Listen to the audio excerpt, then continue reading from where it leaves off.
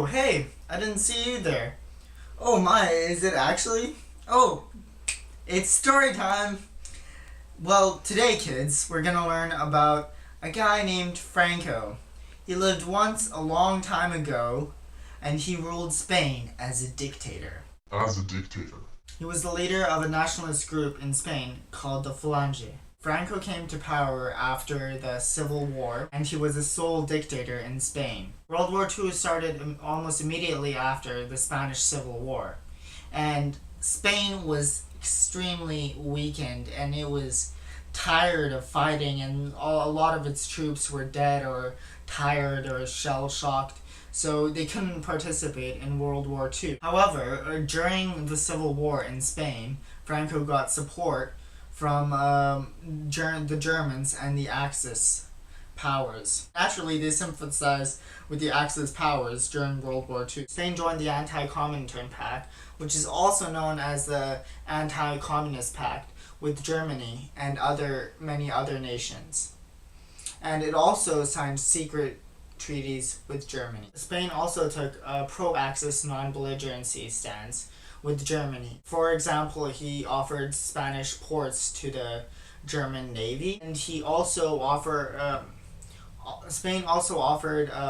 the Blue Division to Germany, which were volunteers who fought in the Eastern Fronts against Russia with Germany. Blue Unit were Spanish volunteers who served in the German army. They fought on the Eastern Front against Russia. However, as much as Franco wanted to help the Axis powers and wanted to repay them back, he could not come in terms with Germany. He did not fully believe in their beliefs, and he did not completely support their cause. When Germany started losing in the Second World War and Germany started failing, they started pulling out of their help towards Germany. For example, they pulled out the blue units in 1943. They made an agreement with the Allies to end wolfram shipments to Germany and to close German consulate in Tangier. And they also expelled German agents. In exchange, the Allies also shipped petroleum and other supplies to Spain. After World War II, when Germany lost and the Allies won, Spain entered a phase of benevolent neutrality. This meant that it allowed Allied aircraft to land on its soil, and it allowed German espionage agents to go into Madrid. It allowed German espionage agents to go to Madrid. However, it was still not allowed in the newly formed United Nations, or UN for short, because it was on the side of the Axis. However, as years progressed, other Axis members, such as Germany, were allowed into the UN again. However, Spain was not allowed because it had a terrible dictator called Franco leading its country.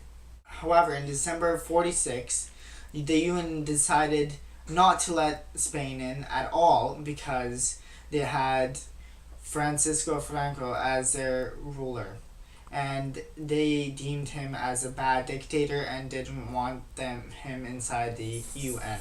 Spain traded with Argentina in the meantime for supplies. As the years progressed in the 1950s, big fear grew of the Soviets, or the communists. And such countries as the US were concerned about the Soviets because they were causing problems in countries such as Czechoslovakia and Korea. The US found the Iberian Peninsula extremely important in the war against the Soviets. In September 1950, President Truman signed an agreement to give Spain $62.5 million in return. In the same year, the US supported a lifting of the boycott against the Spanish regime and Franco in the UN. As a result, Spain was allowed to go into the UN. Spain became an important tool against the war against the Soviets. Spain became an important tool of the US in the war against the Soviets. Thus, the period of isolationism was ended in Spain. Spain resumed full diplomatic relations with the other countries in the world. Perhaps one of the most important documents signed in Spanish history that moved it away from isolationism was the Pact of Madrid. In this pact, signed with the U.S., agreed upon 3 terms. It provided mutual defense, military aid to Spain, and the right for the U.S. to build bases in Spain. The United States would use these bases on a renewable 10-year period. However, all the bases remained under Spanish control. During the first 10 years of the Pact of Madrid, the U.S. sent approximately $1.5 billion to Spain. Unlike the U.S., the Western European members of NATO were less inclined to support Franco or his regime or do any business with him for that matter. They even vetoed Spain's request to join NATO. Also, Spain's application for the European Community or the EC was also rejected. A bigger problem for Spain for entrance into the EC was the question of what will happen to the state of Gibraltar. Gibraltar has been a problem for a very long time. This problem dated back from the 1700s even. For many years it was questionable whether the state of Gibraltar would be under British sovereignty. Control of Gibraltar has been in question over whether the British would have control over it or whether it would be unanimous or a nation or whether it would be under Spanish control. However, in 1967, there was a vote in Gibraltar to decide its fate. And since living conditions in Britain were much better than the rest of the world, they decided to go with Britain. As a result, Franco decided to seal off the state of Gibraltar, and he decided to and he increased economic development in the states surrounding Gibraltar, known as Campo de Gibraltar. The situation continued throughout Franco's regime.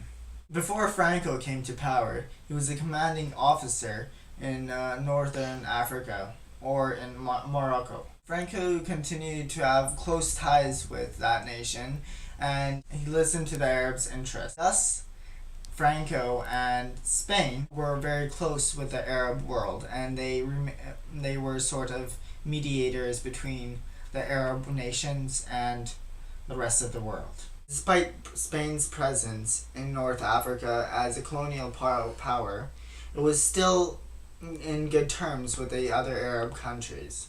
This was partly because Spain didn't recognize Israel as a country, and the Arabs hated Israel. Franco decided to pull out Spain's presence in Morocco in 1956 because the nationalists took power. However, Spain's position in North Africa eroded further following into the years. As the years passed, Spain's position eroded further. In the years following, Spain's position in Africa became worse. In 1958, Mohammed V decided he wanted Spanish presence out of the Spanish Sahara. However, Spain opposed these requests. In 1975, Spain decided to grant the Spanish Saharan full independence, however, with the supervision of the UN. This was partly due to the march of 3,000 Moroccans.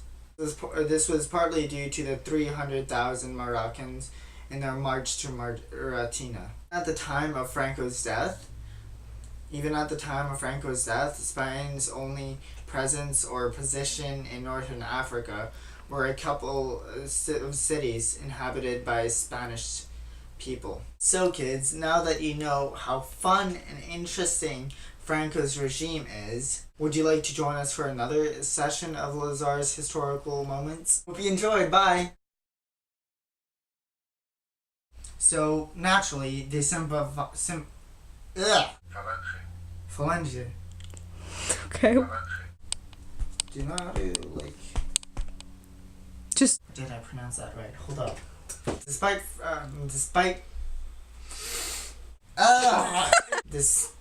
Stop, you're talking to me. Sorry. Despite... Despite the British, but like it's not actual. He was a leader of a national group. Ah.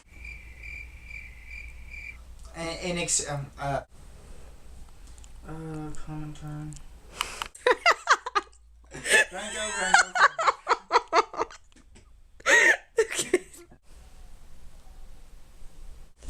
Not that I haven't. D lower. Good. Are you even listening to Vision where a unit or I'm a retard. Hold up, I need a sip of coffee. Oh. It just go. Did I say gains too much? Say it again.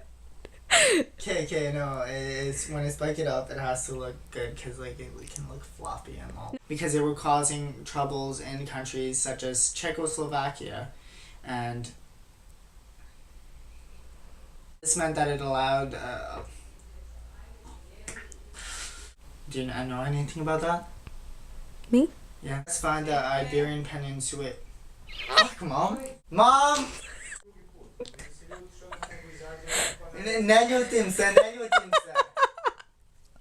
I'm just asking. To be quiet.